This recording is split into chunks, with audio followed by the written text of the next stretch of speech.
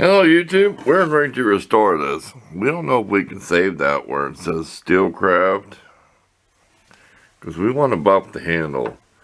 We're going to take our wire brush and our Dremel and get up real close and try to get this as clean and shiny as we can.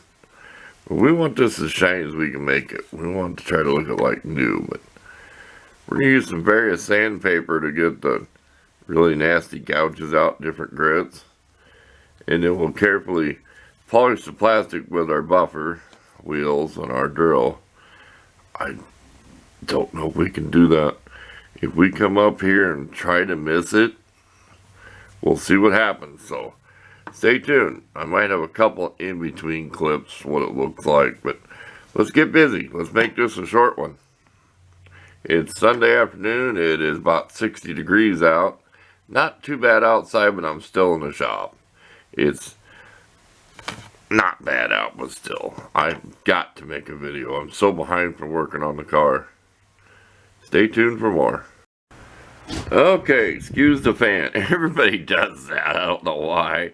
Sorry for the fan. The heater's on. We're working in the shop. There's going to be noise.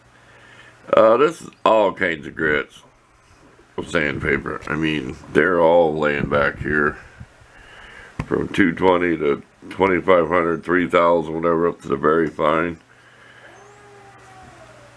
If we don't, I don't know what that is. Sounds like a dog howling or something, a cat fighting.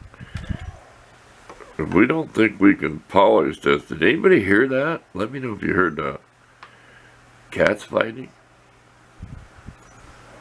See how it interrupts me? We don't think we can polish this real lightly and skip around that writing. I think we're going to spray some clear spray paint over it. This is 220 rolled up, so I can get down in here. And that took a lot of work on this. This was really banged up. So it was 220, 150, then 220. I even used this. This will scrub a lot of plastic off real quick. If you got a really bad chip, and even scuff pads will kind of help. But then you got to be careful. Remember, the deeper the scratches you make, the harder they are to get out. You got to use the next grit, the next grit. Start to repeat myself here. I'm stir crazy. I'm still kind of cabin locked up here. It's nice out, but I'm not going to go outside and do any hard work. I got the door propped up with the fan going. No stove going. Had that going earlier today.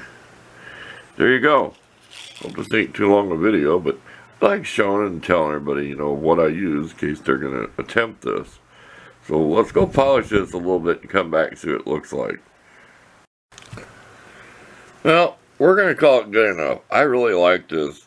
You can get down in these like this, and I try to fluff this up and put fresh polish on it.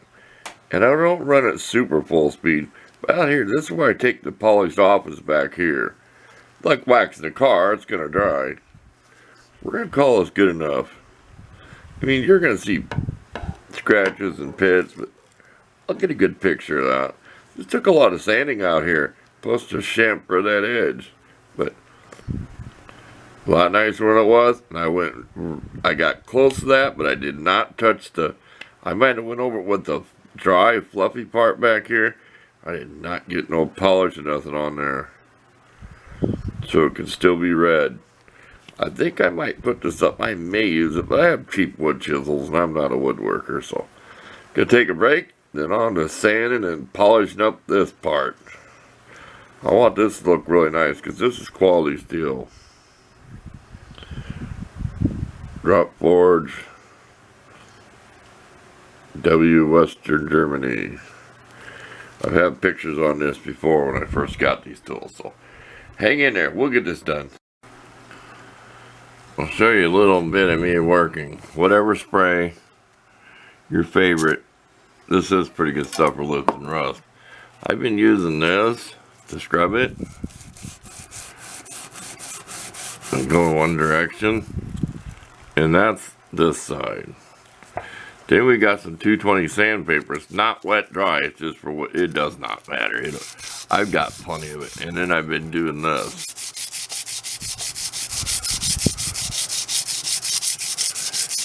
And I've been taking a long time too.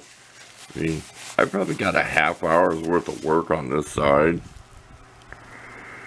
There you go. We'll keep working down different grits. I do not know what that is right there, that dip, or that dip there, but it's staying in there. Okay, back to work. And we are done. That was my black polish first, and it's aggressive. Then I used the blue.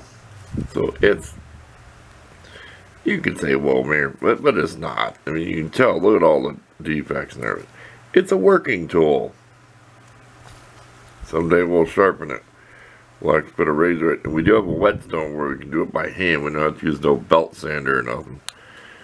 There you go. Ain't that kind of a beer color? To me, it's like a light beer. That's the kind of yellow it is. And I don't drink, so it's not making me thirsty. It just, that's what it looks like. Okay, thanks for watching. We'll leave you some nice pictures.